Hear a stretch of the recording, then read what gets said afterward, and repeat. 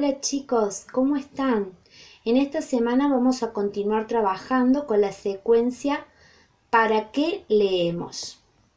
En esta actividad vamos a trabajar particularidades de nuestro idioma.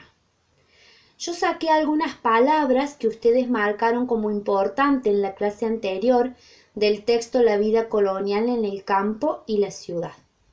Estas son campo, gaucho, estancia, tierra, animales, América, vacas, caballo, alimento, carne, cebo, velas, cuero, ríos salados, fortines, indios. Teniendo en cuenta el título, ustedes se preguntarán, ¿cuál es la particularidad de estas palabras? La particularidad es que estas palabras son sustantivos, ¿sí? Como ustedes ya han visto en grados anteriores, los sustantivos son palabras que se usan para nombrar cosas, personas, animales, lugares, sentimientos, etc. ¿Sí? La actividad consiste en clasificar los sustantivos extraídos de la lectura, primero en comunes y propios.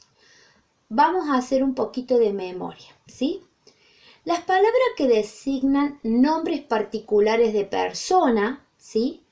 Nombres de animales o lugares, ¿sí? Se llaman sustantivos propios. Se escriben con mayúscula. Si nosotros volvemos, ¿cuáles vamos a subrayar? Como propio vamos a subrayar América, ¿sí? Y río salado. Bien, vamos a ver la definición de los sustantivos comunes. Los sustantivos comunes nombran seres u objetos en forma general, que siempre le decimos todo lo que podemos ver y tocar, ¿sí? Entonces, todo el resto de palabritas que nos quedaron son sustantivos comunes.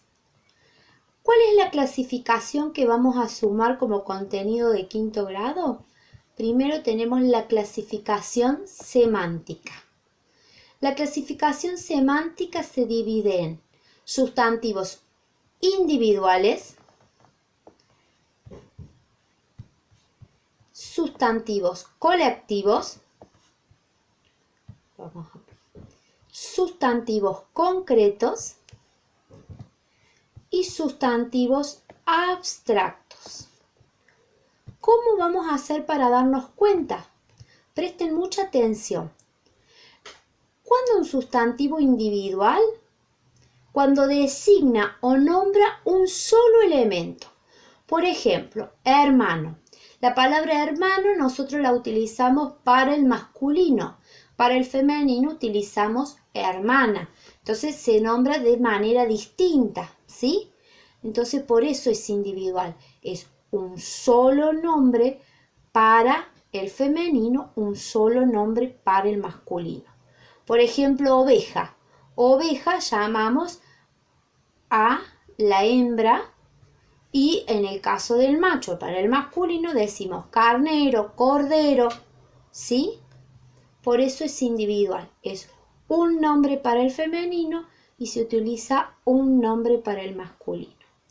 Los sustantivos colectivos nombran en singular un conjunto de objetos o seres. Por ejemplo, si yo tengo muchos árboles, en vez de decir hay muchos árboles, digo hay una arboleda, ¿sí? Es un conjunto de árboles, se llama arboleda. Si hay muchos soldados, decimos ejército para designar a ese grupo. Por ejemplo, hay muchos peces, se le llama cardumen. Manada para un grupo numeroso de animales. Jauría para perros, cuando hay un grupo de perros. Decimos piara cuando hay un grupo de chanchos. Biblioteca para designar que hay muchos libros. Cuando hay muchos cuadros decimos pinacoteca, ¿sí? Son palabras, si bien están escritas en singular, pero nombra a un conjunto de una misma cosa, ¿sí? Los concretos, que es otro de la clasificación, nombran objetos de existencia real, o sea, todo lo que podemos ver y tocar es concreto. O también nombra cosas imaginarias, como por ejemplo un duende, un hada, ¿sí? Los abstractos, ¿sí? Derivan de verbos o adjetivos. Son cualidades de seres u objetos, generalmente la que deriva de verbo, por ejemplo, sueño. Cuando yo hablo del sueño, el sueño que tuve fue hermoso, ¿sí? Estoy hablando del sueño, entonces esa palabra es sustantivo abstracto. Si yo digo, me encanta soñar, ya ahí ese soñar es un verbo, es una acción. En el caso que derive de adjetivo, por ejemplo, la palabra felicidad. Cuando yo hablo de la palabra como sentimiento, es sustantivo abstracto. La felicidad es un sentimiento muy bello. ¿De qué estoy hablando? De la felicidad. Por eso es sustantivo. Si en caso de, por ejemplo, el niño está feliz, ¿sí? ¿Cómo está el niño? Feliz, me está diciendo cómo está. Entonces en ese caso es un adjetivo, ¿sí? Que me dice cómo está ese niño. Funciona distinto dentro de la oración. Ya después lo vamos a ver con ejemplos. Y la clasificación morfológica, ¿sí? Es cuando yo hablo de masculino o femenino, es decir, el género, ¿sí?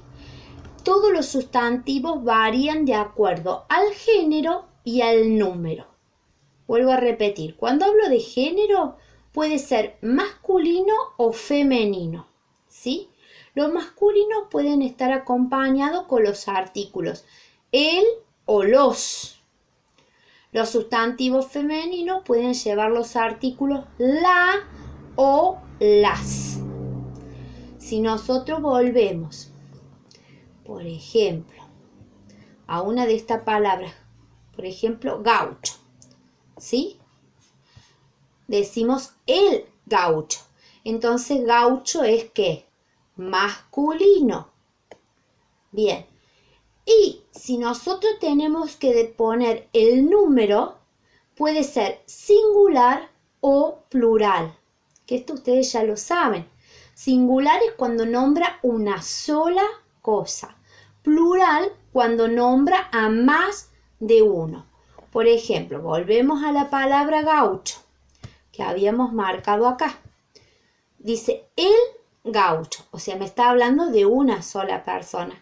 Entonces, gaucho va a ser masculino y singular. En ese caso, ahí yo lo clasifiqué de manera morfológica. Recuerden, clasificación morfológica es poner si es masculino, femenino, si es singular o plural.